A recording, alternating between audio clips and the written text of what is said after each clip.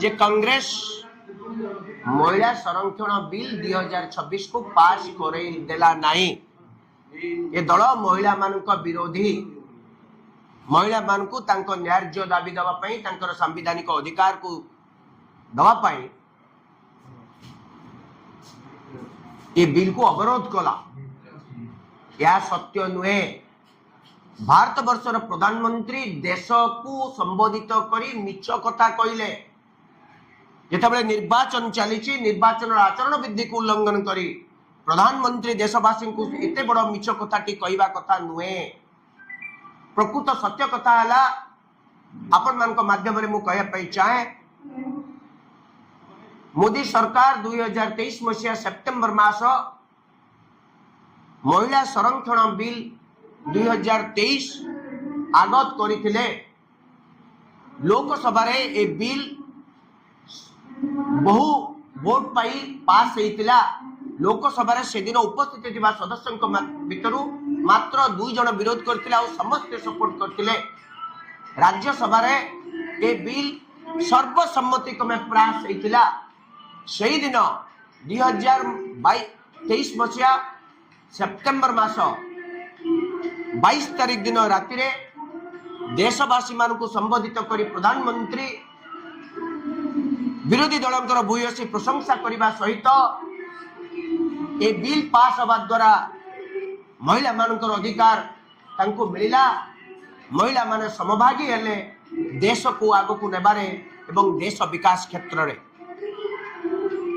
ए bill 2023 मसीहा September मास 22 तारीख पास हैला परे सेप्टेम्बर मास 28 तारीख दिन महामहिम राष्ट्रपति स्वीकृति प्राप्त कला। या फल बिल आईन रे परिणत हैला।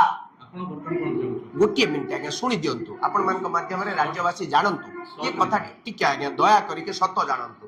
प्रधानमंत्री अध घंटे काल कहले शुणु 2000 सेप्टेम्बर 23 मसीहा सेप्टेम्बर मास 28 तारीख में बिल पास है आईन स्वीकृति पाइला परे एक्ट हैला परे सरकार 2026 मसीहा सेप्टेम्बर अप्रैल मास 15 तारीख दिन राति रे ए बिल को नोटिफाई कले गेजेट रे प्रकाश कले। अर्थात दीर्घ 2.5 वर्ष धरी गेजेट रे प्रकाश कले नहीं। आमे सेते बेले डिमांड करतुल 2023 मसीहा रे आकु तुरंत गेजेट नोटिफिकेशन करी 2024 निर्वाचन रे कार्यकारी करंतु 33% महिला को दियंतु। सरकार देले नहीं। प्रकृत महिला विरोधी किए? बीजेपी सरकार, नरेंद्र मोदी सरकार ना कांग्रेस? एक प्रथम कथा होची एई जो special session of the parliament को डकैथिले प्रकृतर महिला संरक्षण बिल से आगत करि नथिले। से आगत करथिले महिला संरक्षण बिल 2026 रो गोटे अमेंडमेंट। ताला अमेंडमेंट माने एक परिवर्तन। से परिवर्तन कोन ना 2023 मसीह जो महिला संरक्षण बिल आईन रे परिणत होईची तार दुटी अमेंडमेंट आइले। प्रथम अमेंडमेंट आइले या को कार्यकारी करा जिवो 2026 जनगणना परे। एक द्वितीय अमेंडमेंट हैला डिलिमिटेशन सरिला परे। क्यों काई के एतो आईन रे परिणत होईची तुरंत कार्यकारी करबा कथा। एबे पर्यंत जनगणना है नाही। 2011 जनगणना तथ्य अछि आपण 2021 रे जनगणना कले नाही।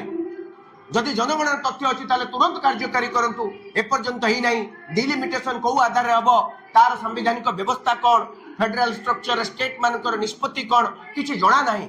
किंतु सरकार केंद्र सरकार अति चालबाजी रे चालाकी करी आनिथिले डिलिमिटेशन बिल जहा को 2/3 रे पास करे नवा पई चाहुतले।